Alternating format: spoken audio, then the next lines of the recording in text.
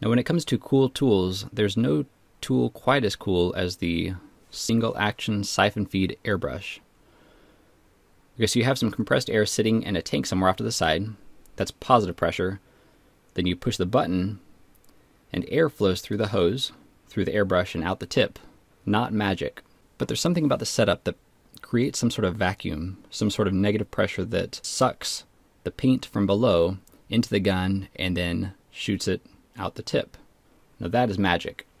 So we can better understand how cool this tool is. Let's take a look at two other sucking devices, the shop vac and the dust collector. Both have a fan or blower, something with blades that spins at least. The shop vac's blower is mounted on a collection bucket, and it blows air away from the collection bucket, creating negative pressure in the bucket.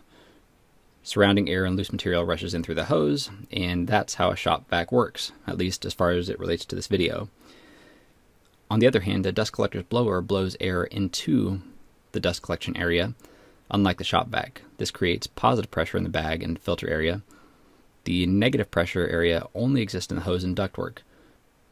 Now the shop vac processes the debris and dust before the blower, so shavings drop in the bucket and dust goes in the filter, then cleanish air goes through the blower. On the other hand, the dust collector processes debris after the blower. Debris and dust go through the blower and are then sorted by weight. Heavy things fall to the bag and dust gets caught in the filter. So two notable things. Number one, in both cases the air flows through the blower. And number two, in both cases a mechanical device is directly creating that negative pressure to create the vacuum. Back to the airbrush. Positive pressure creates the vacuum, sort of. You can look up Bernoulli's principle, or you can do what I did and just crank it up a notch. Now if we consider the shape of the airbrush where the airflow is happening, it looks kind of like a sideways Y. So the next thought was to use a leaf blower and a PVC Y and see if that would pick up a ball from below. And surprisingly it worked first try. I shot the ball to the ceiling and I put it on the back burner for a while. And during that time, my father-in-law wanted his leaf blower back, which sounded like a good excuse to get a bigger, badder, awesomer, more powerfuler one, but it didn't work. Instead of sucking, it blew the ball away. The same PVC, same ball, even if I turned down the power, it would still blow the ball away. Was it turbulence? Did the small blower give a smoother stream? Was it air volume related? Was the bigger blower packing too much air in there that just had to escape somewhere? Was it something about the positioning of the air? But there was one difference that was visible. The smaller blower had a smaller nozzle than the inner diameter of the fitting.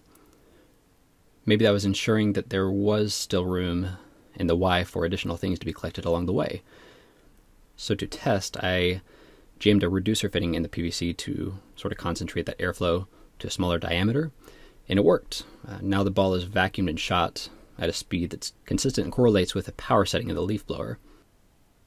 Now playing with PVC parts is actually already a common activity around here, and adding airflow to the system is just sort of a natural way to crank that to 11. Now you may be thinking, what about a gravity feed ball intake? Quite simply, Adam Savage beat me to it, but also I have a couple ideas up my sleeve where a floor-based sort of loading mechanism would be useful. And really, I was mainly just intrigued by the airbrush.